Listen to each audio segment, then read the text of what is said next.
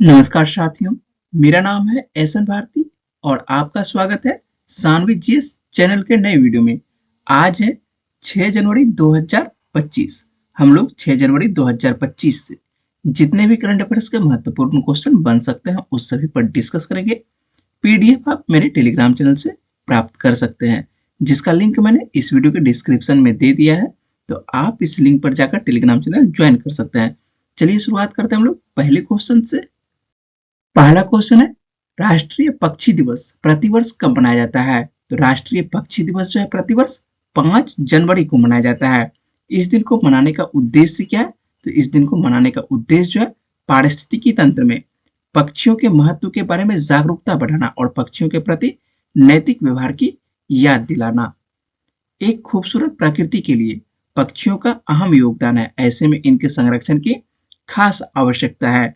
इसके अलावा वे पारिस्थितिकी तंत्र का भी महत्वपूर्ण हिस्सा है और इस बार 5 जनवरी 2025 को धनबाद में राष्ट्रीय पक्षी दिवस मनाया गया। तो याद रखिएगा, राष्ट्रीय पक्षी दिवस जो है प्रतिवर्ष 5 जनवरी को मनाया जाता है। और वीडियो में आगे बढ़ने से पहले आपसे एक छोटी सी रिक्वेस्ट है, जो है कि इस वीडियो को लाइक और चैनल को सब्सक्राइब करने की और बेल आइकन को प्रेस करके ऑल कर दे, जिससे होगा कि आपके पास प्रत्येक दिन करंट अफेयर्स मिलता रहेगा। आपको बता दें कि पक्षियों से संबंधित किसी भी परीक्षा में जो है एक प्रश्न पूछे जाते हैं, जैसे पक्षियों का अध्ययन क्या कहलाता है? तो यह क्वेश्चन जो आप लोग बायोलॉजी में पढ़ते होंगे कि पक्षियों का अध्ययन क्या कहलाता है, तो ऑर्निथोलॉजी कहलाता है। दुनिया का सबसे बड़ा जीवित पक्षी कौन सा है? तो शुतुरमुर्ग है। दुनिया की सबसे छोटी पक्षी कौन सी है? तो हमिंग बर्ड है। और हमिंग बर्ड को जो है प्रकृति का हेलीकॉप्टर भी कहा जाता है। तो प्रकृति का हेलीकॉप्टर, यह प्रश्न जो है परीक्षा में पूछा गया है। प्रकृति का हेलीकॉप्टर कौन से पक्षी को बोला जाता है? हमिंग बर्ड को बोला जाता है, जो दुनिया की सबसे छोटी पक्षी है। शांति का प्रतीक किस पक्षी को माना जाता है? तो शांति का प्रतीक जो है कबूतर पक्षी को माना जाता है। भारत का राष्ट्रीय पक्षी कौन सा है? तो भारत का राष्ट्रीय पक्षी जो है मोर है। मोर को जो है रंगीन पंखों के लिए भी जाना जाता है। तो कौन सा पक्षी, इस तरह से क्वेश्चन पूछा जा सकता है कि कौन सा पक्षी अपने रंगीन पंखों के लिए जाना जाता है? तो मोर। सलीम अली पक्षी अभ्यारण्य कहाँ स्थित है? यह भी क्वेश्चन जो है परीक्षा में बहुत बार पूछा जा चुका है कि सलीम अली पक्षी अभ्यारण्य कहाँ स्थित है। तो यह जो है गोवा में स्थित है। सलीम अली को जो है बर्ड मैन ऑफ इंडिया के नाम से जाना जाता था और ये जो है प्रसिद्ध भारतीय पक्षी वैज्ञानिक थे। कौन सा पक्षी अपने मधुर गीत के लिए जाना जाता है? तो यह क्वेश्चन भी पूछा गया है कि कौन सा पक्षी अपने मधुर गीत के लिए जाना जाता है? तो बुलबुल। ध्यान दीजिएगा, बुलबुल पक्षी को जाना जाता है। यहाँ पर जो है ऑप्शन में आपको कोयल पक्षी भी रहेगा। जब कोयल रहेगा तो आपको कंफ्यूजन होगा कि कोयल होगा या बुलबुल होगा। तो याद रखिएगा कि कौन सा पक्षी अपने मधुर गीत के लिए जाना जाता है? तो बुलबुल पक्षी को जाना जाता है। ठीक है। कौन सा पक्षी अक्सर बुद्धि और ज्ञान से जुड़ा हुआ है? तो उल्लू। आप लोग देखते होंगे कि किसी को भी है उल्लू कहा जाता है। यह किससे जुड़ा हुआ है? बुद्धि और ज्ञान से जुड़ा हुआ है। तो कौन सा पक्षी अक्सर बुद्धि और ज्ञान से जुड़ा हुआ है? तो उल्लू पक्षी। भारत में पाया जाने वाला सबसे बड़ा पक्षी कौन सा है? तो भारत में पाया जाने वाला सबसे बड़ा पक्षी जो है ग्रेट इंडियन बस्टर्ड है।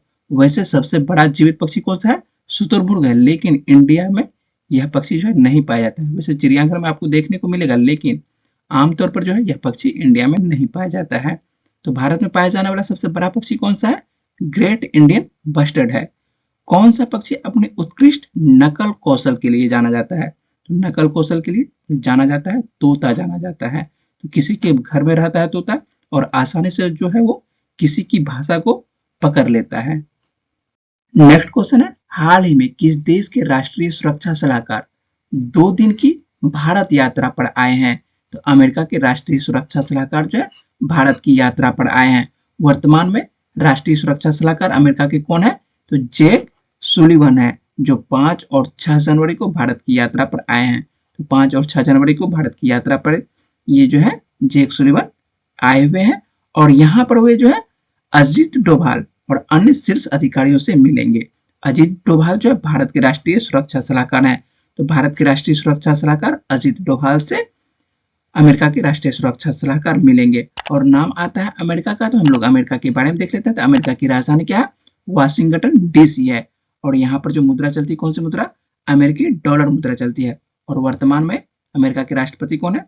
जो बाइडेन है। इसके बारे में मैंने कल भी बताया था, फिर से एक बार बता रहा हूँ कि अमेरिका के वर्तमान में राष्ट्रपति कौन है? जो बाइडेन है, जो कि 19 जनवरी 2025 तक अमेरिका के राष्ट्रपति रहेंगे। और 20 जनवरी 2025 से अमेरिका के नए राष्ट्रपति कौन बन जाएंगे? डोनाल्ड ट्रंप बन जाएंगे। तो नवनिर्वाचित राष्ट्रपति कौन है? तो डोनाल्ड ट्रंप है, जो कि 20 जनवरी को शपथ लेंगे। अमेरिका में भारत के राजदूत कौन है? तो अमेरिका में भारत के राजदूत है विनय मोहन क्वात्रा हैं। ये जो आप तस्वीर देख रहे हैं, ये अमेरिकी राष्ट्रीय सुरक्षा सलाहकार जेक सुलिवन की तस्वीर है और साथ में जो है भारतीय राष्ट्रीय सुरक्षा सलाहकार अजित डोभाल की तस्वीर है। नेक्स्ट क्वेश्चन है, उत्तर प्रदेश अधीनस्थ सेवा चयन आयोग यूपीएसएससी का अध्यक्ष किसे नियुक्त किया गया है? तो डॉक्टर सत्यनारायण सावत को नियुक्त किया गया है। सत्यनारायण सावत जो है 1990 बैच के आईपीएस अधिकारी हैं। उनकी नियुक्ति जो है 5 वर्ष के लिए की गई है। तो याद रखिएगा, उत्तर प्रदेश अधीनस्थ सेवा चयन आयोग का अध्यक्ष किसे नियुक्त किया गया है? तो डॉक्टर सत्यनारायण सावत को नियुक्त किया गया है। और नाम आता है उत्तर प्रदेश का, तो हम लोग उत्तर प्रदेश के बारे में देख लेते हैं। तो उत्तर प्रदेश की राजधानी क्या है? लखनऊ है। वर्तमान में मुख्यमंत्री उत्तर प्रदेश के कौन है? योगी आदित्यनाथ हैं। राज्यपाल कौन है उत्तर प्रदेश के वर्तमान में? आनंदीबेन पटेल हैं। लोकसभा की कितनी सीटें आती है उत्तर प्रदेश से? तो सर्वाधिक सीटें उत्तर प्रदेश से ही आती है, 80 सीटें उत्तर प्रदेश से लोकसभा में आती है। और राज्यसभा की कितनी सीटें आती है? तो राज्यसभा की भी सर्वाधिक 31 सीटें उत्तर प्रदेश से आती है। और ये जो साथ में तस्वीर आप देख रहे हैं, ये डॉक्टर सत्यनारायण सावत की तस्वीर है और यही उत्तर प्रदेश के अधीनस्थ सेवा चयन आयोग के अध्यक्ष नियुक्त हुए हैं। नेक्स्ट क्वेश्चन है, हाल ही में दुनिया का तीसरा सबसे बड़ा मेट्रो रेल नेटवर्क वाला देश कौन बना है? तो अपना देश भारत बना है। भारत जो है अब चीन, अमेरिका के बाद जो है दुनिया का तीसरा सबसे बड़ा मेट्रो रेल नेटवर्क वाला देश बन गया है। आपको बता दें कि दिल्ली मेट्रो की शुरुआत कब हुई थी? तो दिल्ली मेट्रो की शुरुआत जो है 2002 में अटल बिहारी वाजपेयी के शासनकाल में हुई थी। कोलकाता मेट्रो की शुरुआत कब हुई थी? कोलकाता मेट्रो जो है 1984 में इसकी शुरुआत हुई थी। और सबसे पुराना मेट्रो कौन सा है भारत में? तो सबसे पुराना मेट्रो जो है कोलकाता मेट्रो ही है।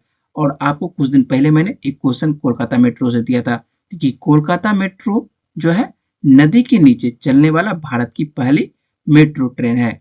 कोलकाता मेट्रो नदी के नीचे, तो हुगली नदी के नीचे जो है कोलकाता मेट्रो का ट्रैक बनाया गया था। तो भारत की पहली ऐसी मेट्रो है जो कि नदी के नीचे चल रही है। और वो कौन सी मेट्रो है? तो कोलकाता मेट्रो है। तो याद रखिएगा, दुनिया का तीसरा सबसे बड़ा मेट्रो रेल नेटवर्क जो है अपने देश भारत में बन गया है। नेक्स्ट क्वेश्चन है, किस संस्था ने मृदा प्रदूषण से निपटने के लिए सक्षम बैक्टीरिया विकसित किया है? तो आईआईटी बॉम्बे के द्वारा। आईआईटी बॉम्बे के शोधकर्ताओं ने मिट्टी के प्रदूषण से निपटने के लिए स्यूडोमोनास और एसिनेटोबैक्टर सहित जो है नया बैक्टीरिया विकसित किया है। ये बैक्टीरिया जो है जहरीले सुगंधित प्रदूषकों को खाकर उन्हें पौधों के लिए फायदेमंद पोषक तत्वों में बदल देते हैं। यह सफलता न केवल मिट्टी के स्वास्थ्य को बढ़ाती है और पौधों की वृद्धि को बढ़ावा देती है, बल्कि रासायनिक कीटनाशकों पर निर्भरता को भी कम करती है।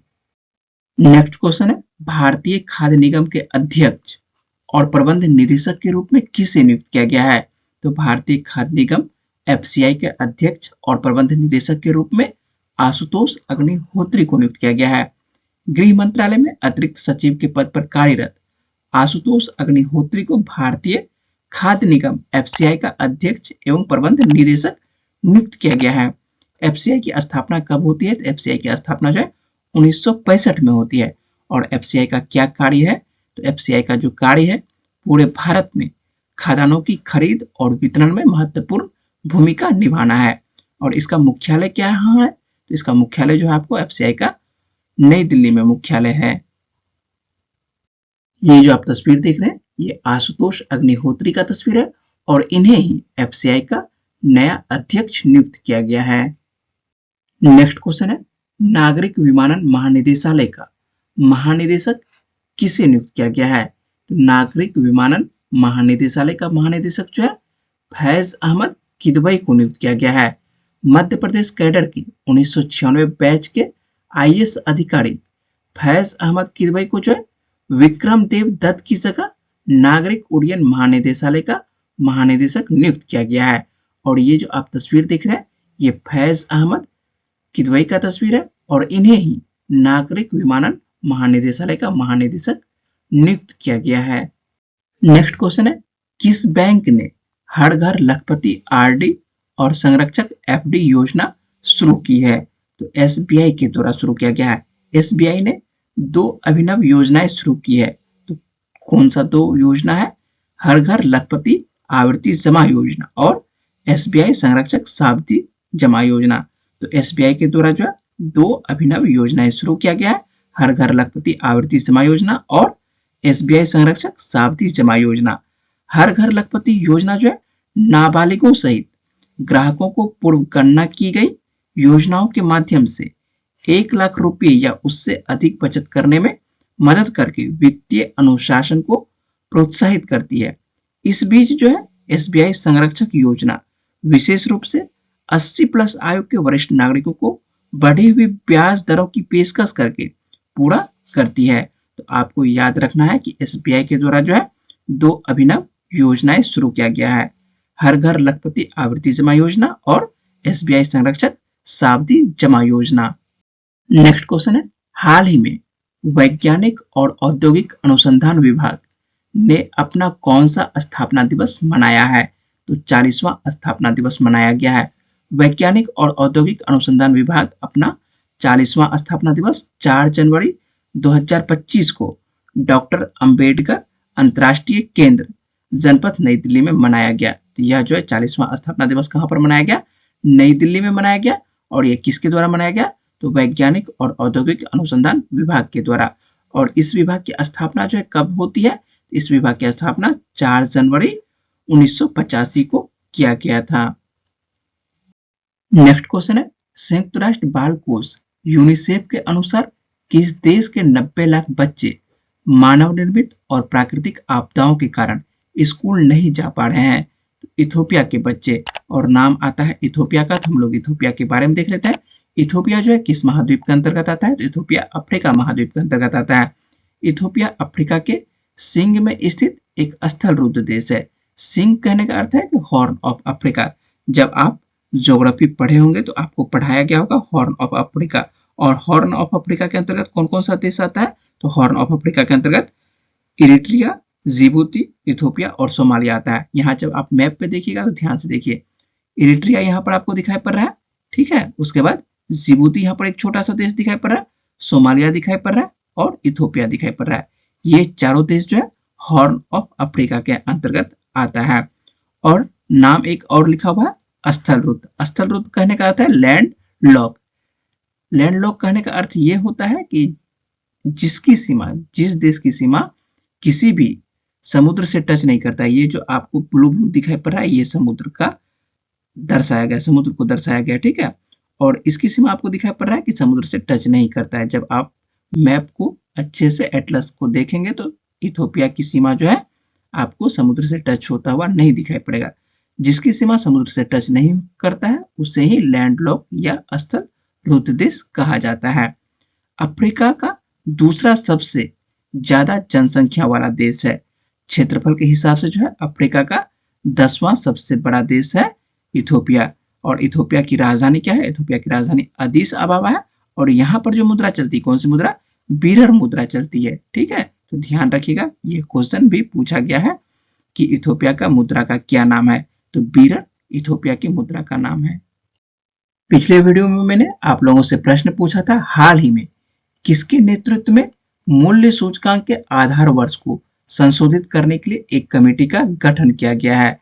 तो एक कमेटी का जो गठन किया गया है किसके नेतृत्व में? रमेश चंद के नेतृत्व में। इस प्रश्न को मैंने पिछले वीडियो में पूरे विस्तार से बताया था और आप लोगों को बताया था कि वर्तमान में जो आधार वर्ष हम लोगों का है क्या है? 2011-12 है। और इसको संशोधित करके कौन से वर्ष में परिवर्तन करने की योजना बनाई जा रही है? तो 2022-23। तो हम लोगों का नया आधार वर्ष जो है तैयार करने की योजना बनाया जा रहा है 2022-23। और इस कमेटी के जो अध्यक्ष थे कौन थे? रमेश चंद थे। तो अधिकांश छात्रों ने इस प्रश्न का जवाब जो है कमेंट बॉक्स में सही दिए हैं। किसी किसी का प्रश्न जो है गलत है तो आप लोगों को जो है पिछला वीडियो जो 4 तारीख को मैंने बनाया था उस वीडियो को आप पूरे अच्छे से एक बार जाके फिर से देखें और आपको समझ में आ जाएगा। यदि किसी भी प्रकार की परेशानी होती है तो आप कमेंट बॉक्स में प्रश्न करके मेरे से पूछ सकते हैं। आज का प्रश्न है, ग्रामीण भारत महोत्सव 2025 का उद्घाटन किसने किया है? इस प्रश्न को मैंने कल बताया था और इसका सही जवाब क्या है वो जल्दी से आपको कमेंट बॉक्स में बताना है। और मुझे उम्मीद है कि इस वीडियो में मैंने जितने भी इंपॉर्टेंट क्वेश्चन पर बात की है वो पॉइंट्स आपको समझ में आए होंगे। अगर आपको वीडियो अच्छी लगी तो वीडियो को लाइक करिएगा, शेयर करिएगा और अपने दोस्तों को वीडियो के बारे में बताइएगा और चैनल को सब्सक्राइब अवश्य कर लीजिएगा जिससे कि आपके पास प्रत्येक दिन करंट अफेयर्स मिलता रहे। चलिए आप लोगों से मिलते हैं अगली वीडियो में, तब तक के लिए अपना ख्याल रखिएगा, पढ़ते रहिए। वीडियो में बने रहने के लिए बहुत बहुत शुक्रिया, धन्यवाद।